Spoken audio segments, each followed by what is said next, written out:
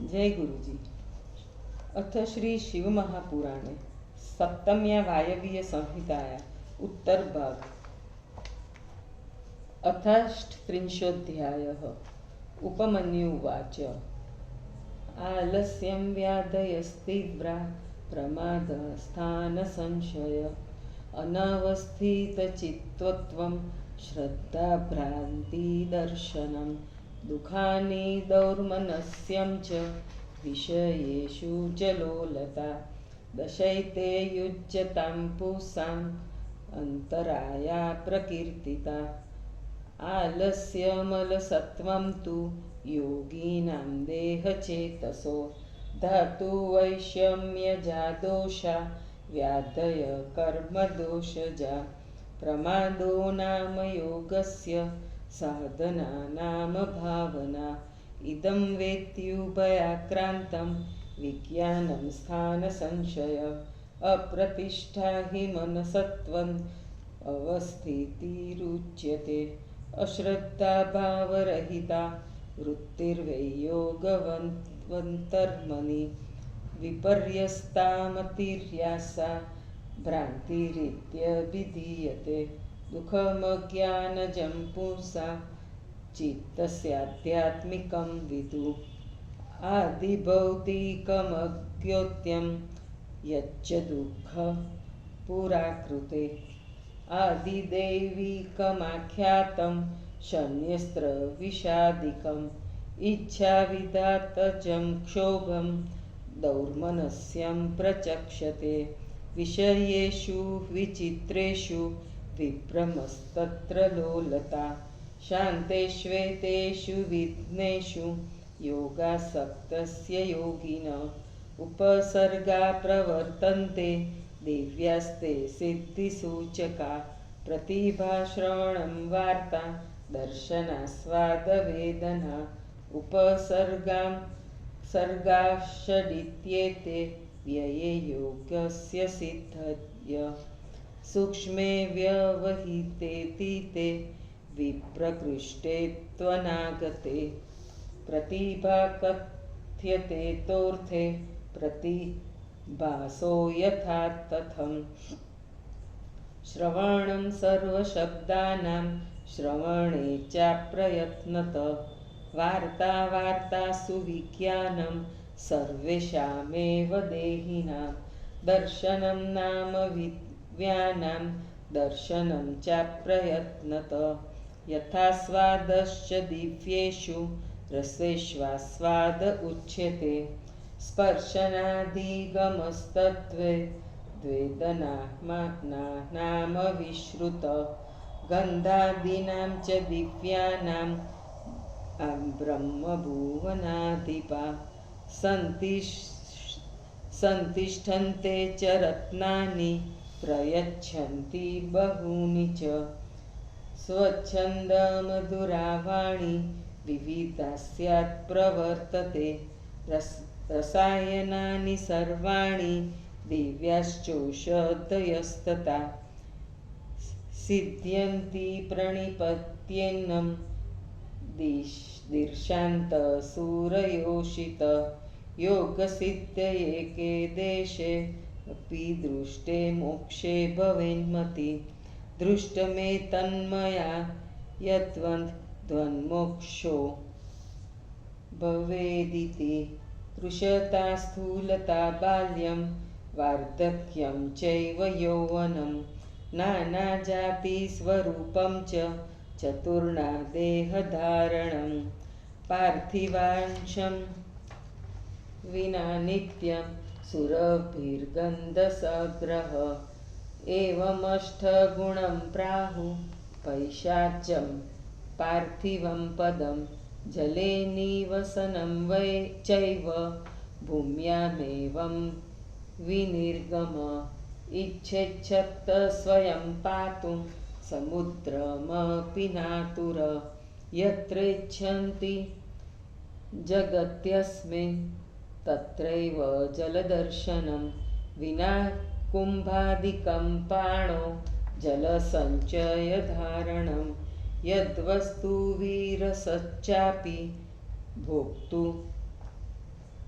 भोक्तुमिच्छति तत्क्षणात् रसादिकं भवेच्चान्यं त्रयाणां देहधारणम् निर्वण्त्वं शरीरस्य पार्थिवैश्च समन्वितं तदिदं षोडशगुणमाप्यम् ईश्वरमत्युत्तम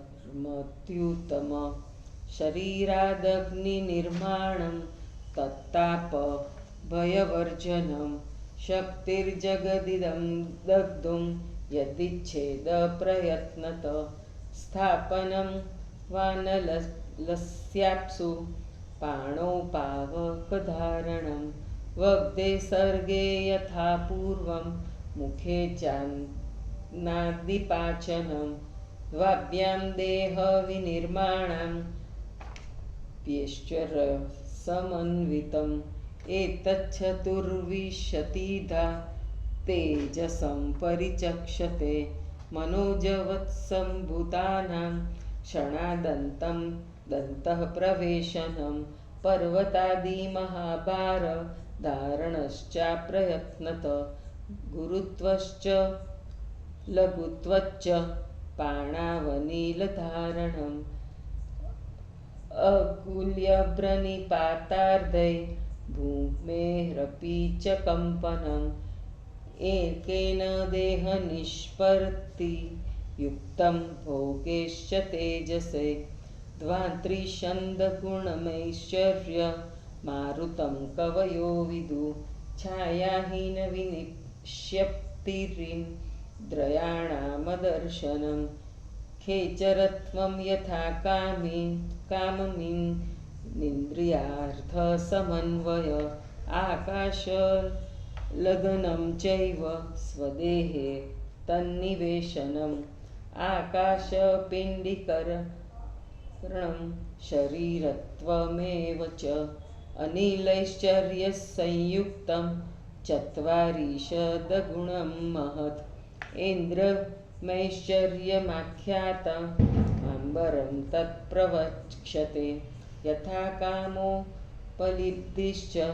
यथा कामविनिर्गम सर्वस्वाभिभवश्चैव सर्वगुह्यार्थदर्शनं कर्मानुरूपनिर्माणं वशित्वं प्रियदर्शनं संसारदर्शनं चैव भोगैरेन्द्रे समन्वितम् एतच्चान्द्रमसैश्चर्यमानसं गुणतोऽधिकं छेदनं ताडनं चैव बन्धनं मोचनं तथा ग्रहणं सर्वभूतानां संसारवशवर्तिनां प्रसादश्चापि सर्वेषां मृत्युकालजयस्तथा अभिमानिकमैश्चर्य प्राजापत्यं प्रचक्षते एतच्चान्द्रमसैर्भोगे षट्पञ्चाशदगुणं महत् सर्गः संकल्पमात्रेण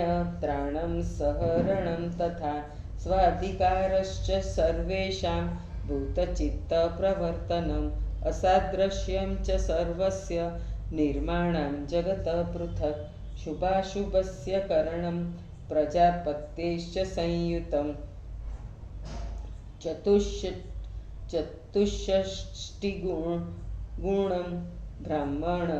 ब्राह्ममेश्चर्य च प्रचक्षते बौद्धादस्मात् परं गौणमेश्चर्य प्राकृतं विदु वैष्णवं तत्समाख्यातं तस्यैव भुवनि स्थिते ब्रह्मणा तत्पदं सर्वं वक्तुमन्यैर्न शक्यते तत्पौरुषं च गौणं च गणेशं पदमेश्वरं विष्णुना तत्पदं किञ्चित् ज्ञातुमन्यैर्न शक्यते विज्ञानसिद्धयश्चैव सर्वा एवोपसर्गिका निरोध्वव्या प्रयत्नेन वैराग्ये परेण तु प्रतिभासेष्वशुद्वेषु गुणेष्वासक्तचेतस न सिद्ध्येत्परमैश्च यमव्यं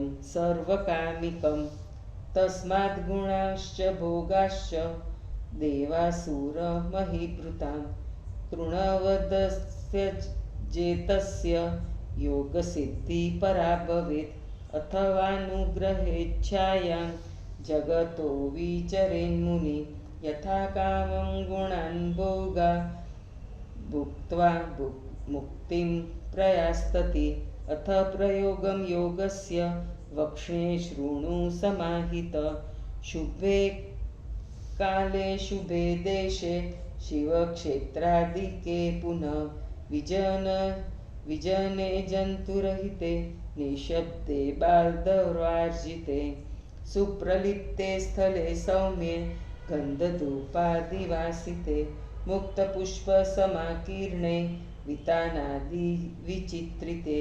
कुशपुष्पसमित्तोय फलमूलसमन्विते नाग्यन्यभ्यासे जलाभ्यासे शुष्कपर्णच्चयेऽपि वा न दंशमशकाकीर्णे सर्वशापदसङ्कुले न च दुष्टमृगाकीर्णे नभये दुर्जनावृते श्मशाने चैत्यवल्मीके जीर्णागारे चतुष्पथे नदीनदसमुद्राणां तीरे रथ्यान्तरेऽपि वा न जीर्णोद्यानगोष्ठादो नानिष्ठेन च न निन्दिते नाजीर्णाम्लीरसौद्वारे न च विष्भूत्रदूषिते न क्षरधामतिसारे वानातिभुक्तो श्रमान्विते न चातिचिन्ताकुलितो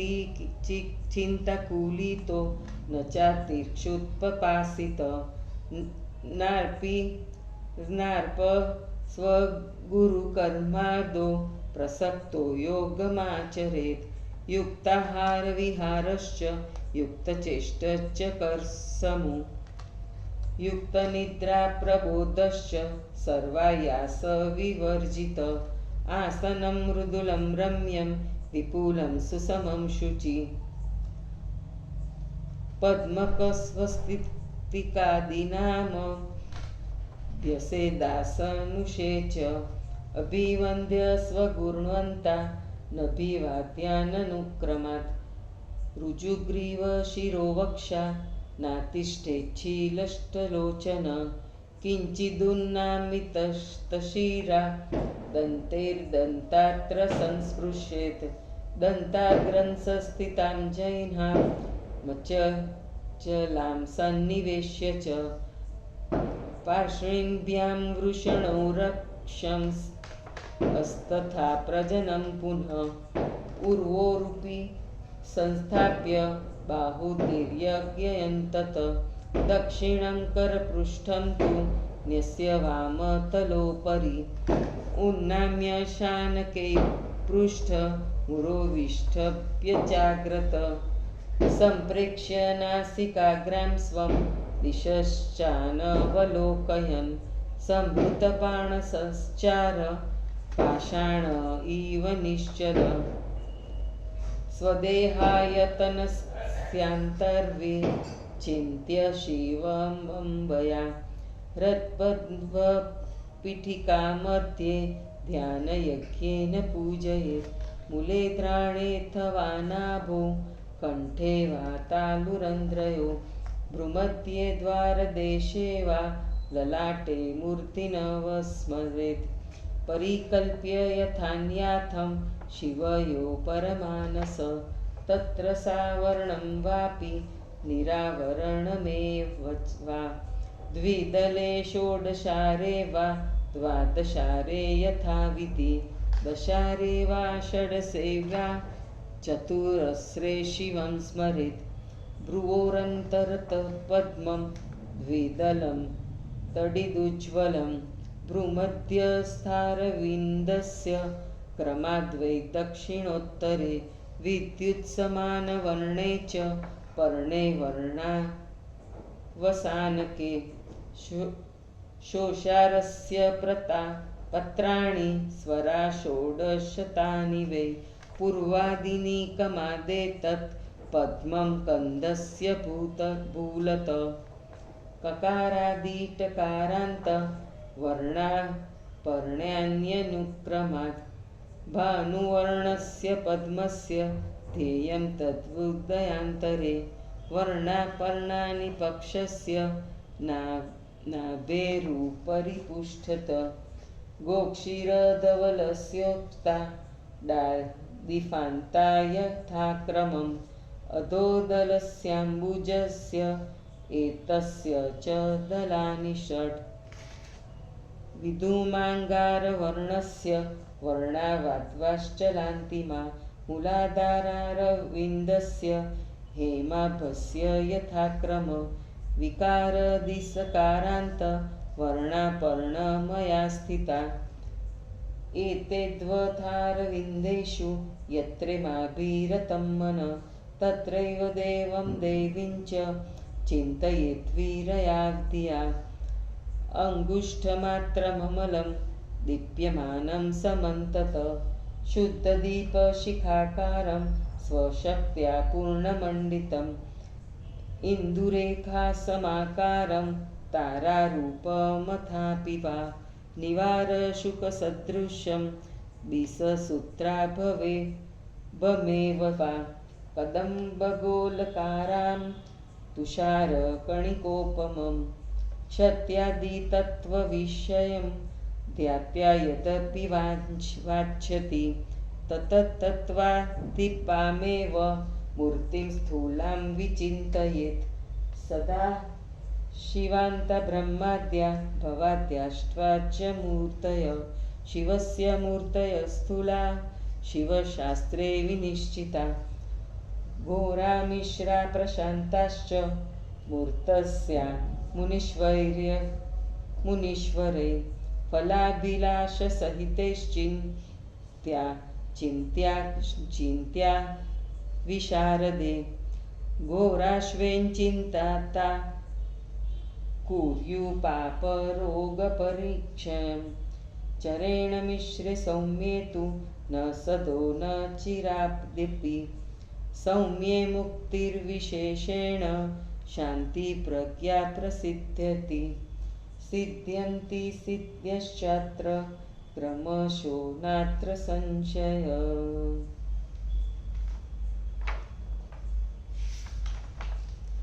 हिंदी अनुवाद। उपमन्यु ने कहा, आलस्य घोर व्याधिया, असावधानी, स्थान का संदेह, चित्त की अस्थिरता, अश्रद्धा तथा भ्रम का दिखलाई देना, दुख, दुर्बुद्धि, विषय भोग के प्रति चंचलता, ये 10 योग मार्ग में प्रवृत्त पुरुषों के मार्ग में विघ्न आते हैं।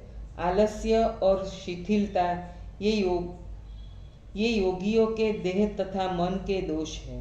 धातुओं की विषमता से तथा कर्मों की दोषों से व्याधियां होती है। योग साधना के अभाव का नाम प्रमाद है। यह सत्य है या वह, इस प्रकार के विपरीत ज्ञान का नाम संशय है। मन की स्थिरता को ही अनवस्थी कहते हैं। योग मार्ग में इस भाव रहित वृत्ति को अश्रद्धा कहते हैं। विपरीत बुद्धि को भ्रांति कहते हैं। पुरुषों के अज्ञान से उत्पन्न मानसिक दुख को आध्यात्मिक दुख कहते हैं।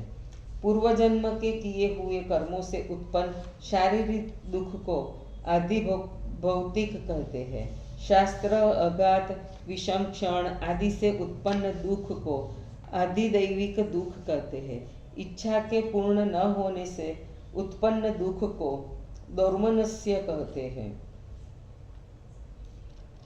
विविध विषयों में चपलता का नाम विभ्रम है। इन विघ्नों के शांत होने पर योग में तत्पर योगी को जो लक्षण दिखलाई देते हैं वे दिव्य सिद्धि के सूचक होते हैं। प्रतिभा, श्रवण, वार्ता, दर्शन, आस्वाद, वेदना, ये 6 लक्षण योग के अधिक होने पर सिद्धि सूचक होते हैं। सूक्ष्म व्यवधान युक्त, अतीत, सुदूर तथा जो वस्तु अभी प्राप्त नहीं है उसको भी ठीक ठीक जान लेना, यही प्रतिभा है। बिना प्रयत्न के सभी प्रकार के शब्दों का सुनाई पड़ना, सभी प्राणियों की भाषाओं का ज्ञान वार्ता है। दिव्य वस्तुओं का बिना प्रयत्न के दर्शन होना ही दर्शन है। दिव्य रसों के आस्वाद करने की शक्ति को ही आस्वाद कहते हैं। स्पर्श ज्ञान को वेदना कहते हैं। समस्त ब्रह्मांड व्यापी दिव्य गंधों के ज्ञान को भी वेदना कहते हैं। योगी में ये योग रत्न रहते हैं, ये उन्हें दूसरों को देते भी है। इनके मुख से स्वच्छंद मधुरवाणी निकलती है। इन्हें प्रणाम कर देवांगनाएं दिव्य औषधियाँ तथा रसायन देती है, ये इन्हें सिद्धि हो जाती है। योग सिद्धि का थोड़ा सा ज्ञान हो जाने पर मनुष्य मोक्ष मार्ग में प्रवृत्त हो जाता है। जैसे मैंने इसे देखा है वैसे ही मोक्ष भी हो जाएगा। कृशता, स्थूलता, बचपन, बुढ़ापा, जवानी, अनेक जातियों का स्वरूप तथा 4 प्रकार से देह धारण करना, पृथ्वी अंश के बिना प्रतिदिन मनमोहक गंध का संग्रह करना, ये 8 पिशाच संबंधी पार्थिव पद के गुण कहे गए हैं। जल में निवास भूमि से निकलना, बिना कष्ट के समुद्र को पी जाने में समर्थ, वह इस भूमि में जहाँ चाहे वहाँ पानी दिखलाई दे, बिना घोड़े आदि पात्र का जल संग्रह तथा धारण करना, और जो नीरस वस्तु को भी वह योगी खाना चाहता है तो वह तत्क्षण सरस हो जाती है। वह जल, तेज, वायु का रूप धारण कर सकता है। वह पार्थिव शरीर को छिद्र रहित धारण कर सकता है। ये 16 आश्चर्यकारक गुण जलीय ऐश्वर्य के हैं।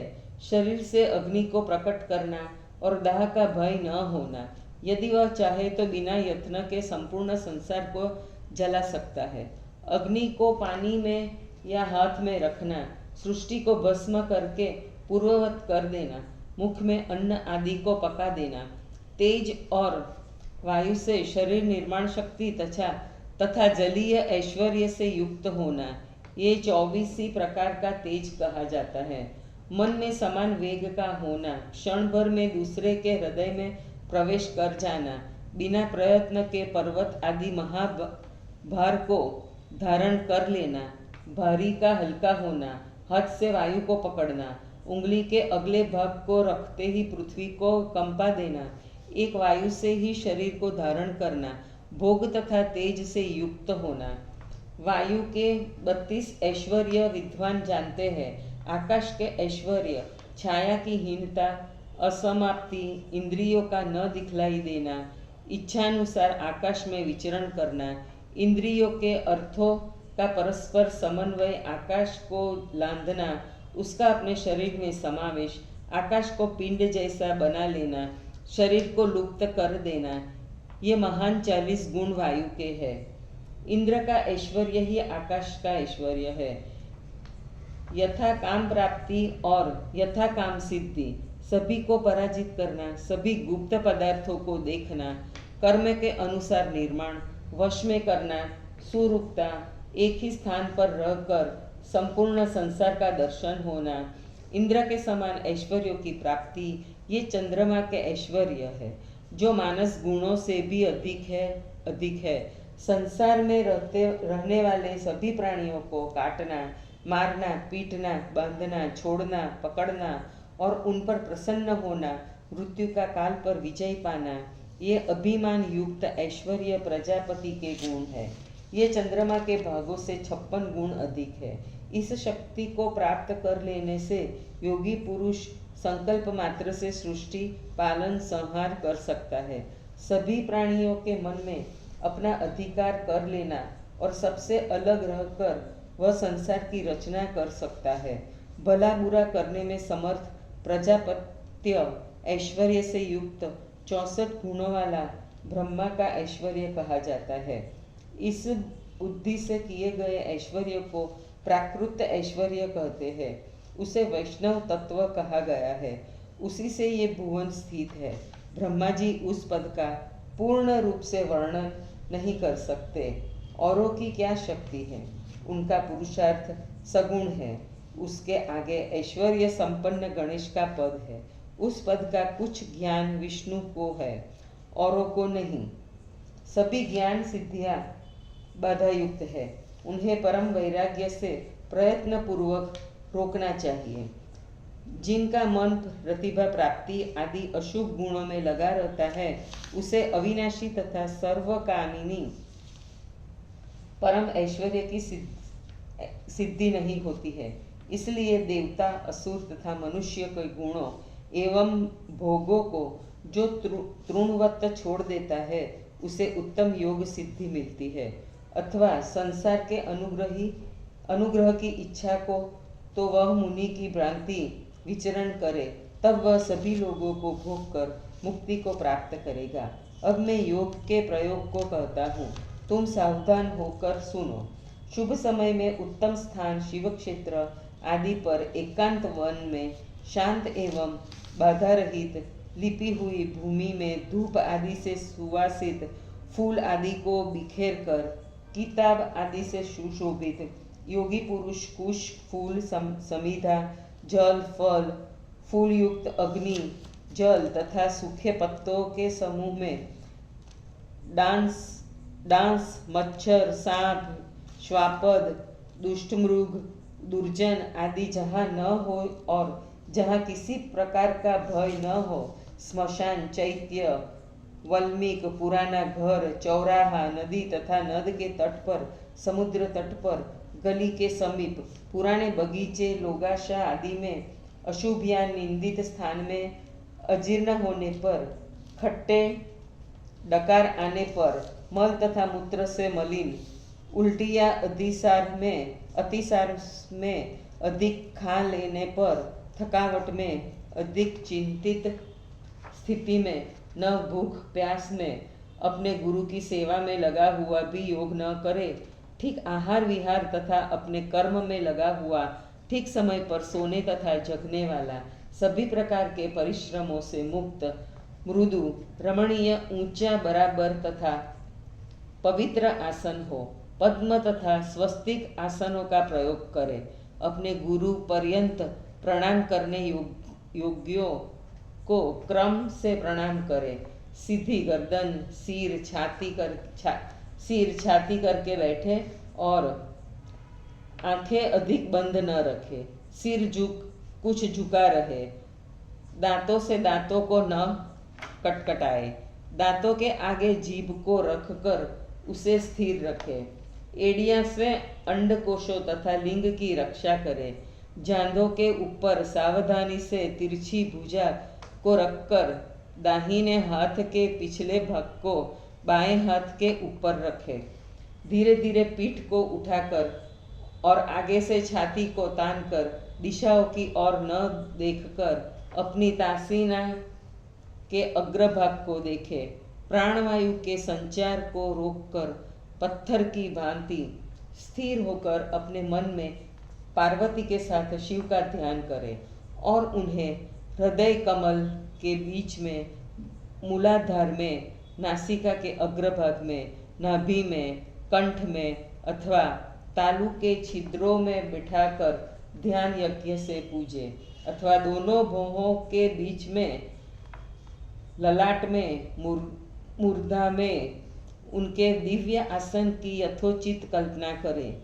वहाँ आवरण युक्त अथवा आवरण रहित द्विदल षोडशार द्वादशार दशार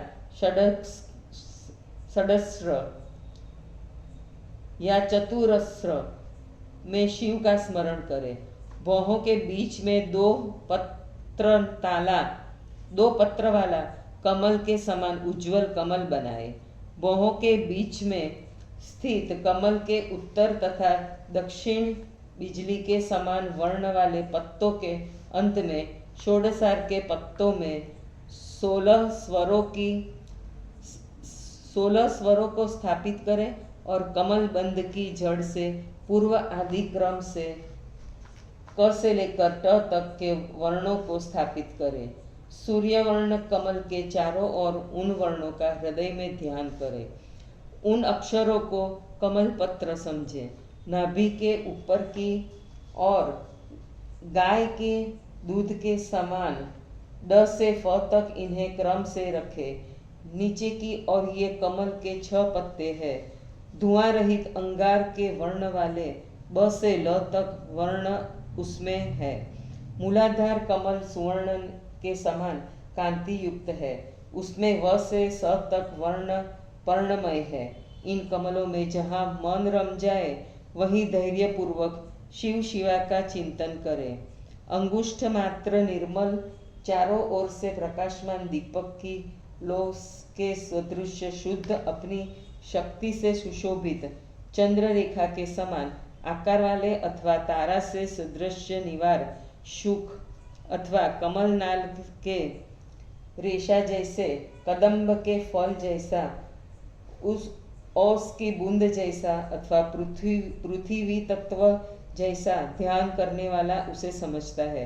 अतः उन्हें तत्वों के स्वामियों की स्थूल मूर्तियों का चिंतन करे। ब्रह्मा भव से लेकर सदाशिव पर्यंत शिवजी की 8 मूर्तियां हैं। शिवजी की स्थूल मूर्तियों का निर्देश शिव पुराण में है। मुनिवरों ने उन्हें घोर मिश्र तथा प्रशांत संज्ञाएं दी है। फल की अभिलाषा से युक्त पुरुषों को इनका ध्यान करना चाहिए, ऐसा चिंतन कुशल पुरुषों ने कहा है। घोर संज्ञक मूर्तियों का चिंतन करने से पापों का नाश होता है।